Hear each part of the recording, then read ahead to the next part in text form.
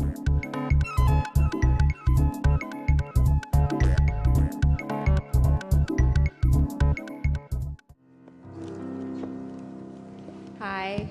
I'm Jennifer Severns. We're here to talk about Every Character Counts, Mindful Connections. Instead of doing the typical bio intro, I wanted to kind of introduce how we all met, the story of how we all met up here on the panel. Thought that was kind of relevant because we're talking about networking. This all started when I saw an event that Anne was speaking at, Ream at the end here, and went to see her speak in Chicago, and was literally moved to tears, cried like a baby, and knew I wanted to work with her. And so we bonded over girl empowerment, and then Anne introduced me to Alisa, Roadcup, and we had some wonderful conversations about movement, social movements and movement marketing. And then we did a panel on social movements and movement marketing, and that's where we met Tracie Wagman. And then we had some more really provocative conversations about networking and making mindful connections, which was very meta. And so we now led to this panel, and we've already made some wonderful connections so far just with this conference. So with that, I guess we should just dive straight in, and wanted to ask the first question, the most obvious question. What is a mindful connection? And want to throw that out to Tracie. Tracie, what do you think, what is mindful connection to you? Yeah, well, I guess it's a term that's used a lot, mindfulness. And in our context, how we're using it is we're saying that it's beyond digital. So digital's great and social media is fantastic and we use it to spark connections, but it's not the connection. So we're looking at it to go beyond the digital. So one of the terms we coined was connect working versus networking, so taking it beyond just what I can do for you and what you can do for me. So it's not just a quid pro quo connection, it's beyond that, and I'm going to do something for you because it's just paying it forward. It doesn't help me, I'm going to help you because I can. And I'd like something significant to happen that even goes beyond my connection. So it's kind of making that connection that goes beyond you and doing it for someone else. And it's also about listening versus just talking. It's not superficial, it's listening and focusing on the conversation. That's great. Okay, next question now to Anne. So how has digital media specifically affected our connections, our conversations? Yeah, we've had some really interesting conversations about this, largely non-digitally, actually. And I think there are three really important ways that digital has sort of shaped and changed the way we're now interacting. And one is that the way we respond to digital or the way we use it ourselves very often affects how present we are whenever either a message is coming in or we're ready to send a message out. I was actually, last week was in New York and I was in a Zen mode. I was coming back from yoga, and I was walking down Fifth Avenue and observing the number of people who were either on their devices, on their phones, walking side by side with someone where they were both on their devices. And I was thinking it was a really interesting example of being alone together. You know, the way that we are existing in a space and we're alongside one another, but we're not spiritually and mentally there. And I think the other thing, and Tracie alluded to this, that's happened that is really somewhat problematic, is with a lot of digital communications, we are becoming monologists instead of dialogists. You know, we send out a message, we make a statement, we craft something very immediate, but a dialogue is much more dynamic and rich, and there are forms of social media that don't encourage that sort of dialogue. Yeah. So moving on, so for mindful connections, what is the point of doing that? What benefits are we going to see both as an individual, but also, you know, thinking about as part of an organization? What are those benefits, Alisa? Thanks, Jennifer. I think when we're talking about mindful connections, we're speaking about two things. One is mindfulness and thinking about what that means to us. And essentially, to be mindful is to be fully present in the moment with another. And through the duration of our conversations as panelists and as comrades, colleagues, and friends to one another, we identified that the current use of social media lends itself to this sort of cavernous need and longing for human intimacy that's not being fulfilled in the ways that we're connecting with one another online.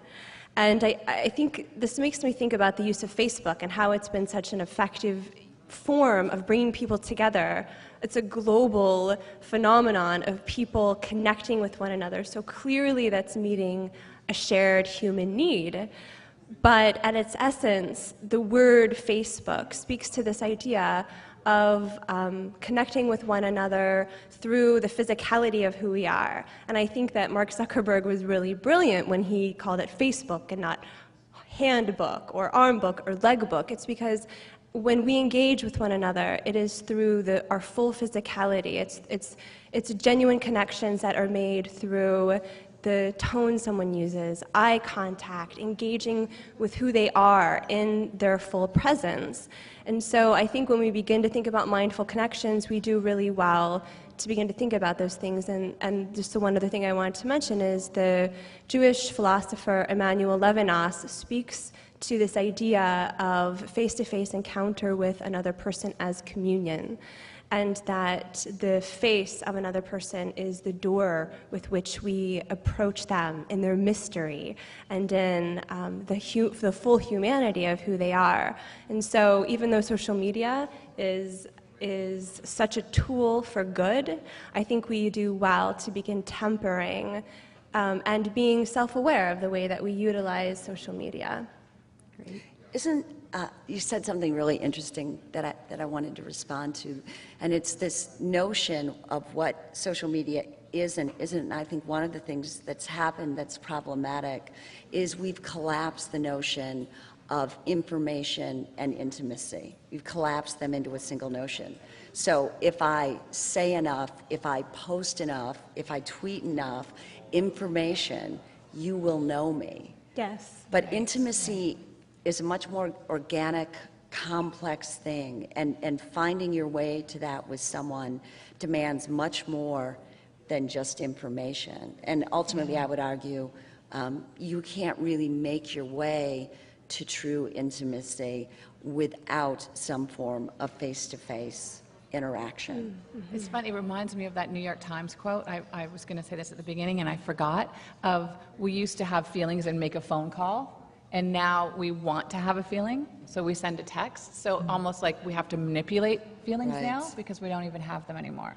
We're producers of our own lives in some ways. Yeah. Right. And we're also forming these identities online that are not only questionable to ourselves at times, but also to the communities around us. And I think psychically we kind of fall back on this idea that we have this broad community, and maybe in some ways it's good for helping to spread a cause or to get the word out there. But when it comes to genuine mindful connections with people, I think that social media is really a tool for those. A spark. Right, Yeah. right. So wanted to ask then, moving forward on that, we actually have not very much time left, so I'm going to condense all of those last questions into one. We're all, speaking to that, what Anne was talking about, we're all connected. Everything's so, rapid fire. We're so absorbed in what we're doing. So when that's happening, what risks is that to our culture? Like, what is that doing to us? And how can we transcend that?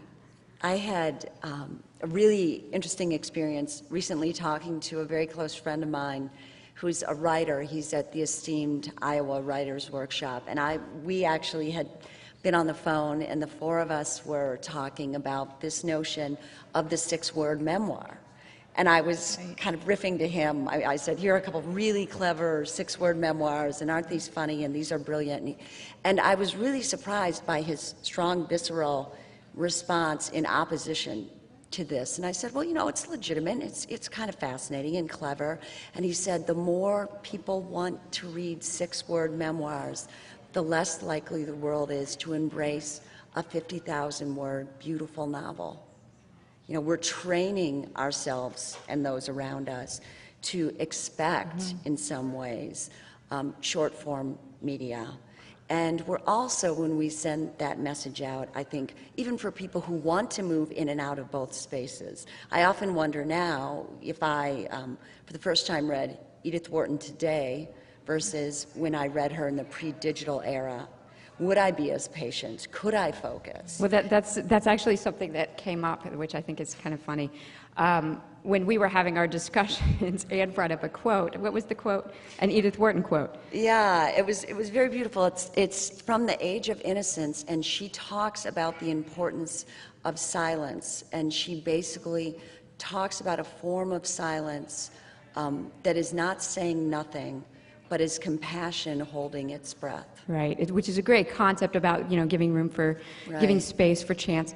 And what's funny about that is, as we were talking about it, I'm, you know, looking online, like trying to find that Edith Wharton quote, how to tweet it, right? Because it's so important. And, you know, I was like, I can't find this quote online. And you know, that's because I read it actually in a book. Imagine that, right? So I think, you know, that we only have like 30 seconds left. I wanted to say, I was hoping we could take some questions, but I don't know if you guys have anything to add in the last 30 seconds. Go. I think, you know, in the end, I think it's all about being real, like respecting who you're talking to, managing your expectations of the medium that you're using and other people, being authentic and listening. Sure. And I'd just like to say that I feel that the web is, it's not only changing the way that we communicate, but it's also changing us. And being aware of the ways that the decisions that we make, the actions that we're making, how we're choosing to engage in social media, and what sort of sacrifices are being made in exchange for that time, those efforts, those energies, is something we would do well to be very mindful of. Thanks. Thanks, guys. Thank you. Thank you.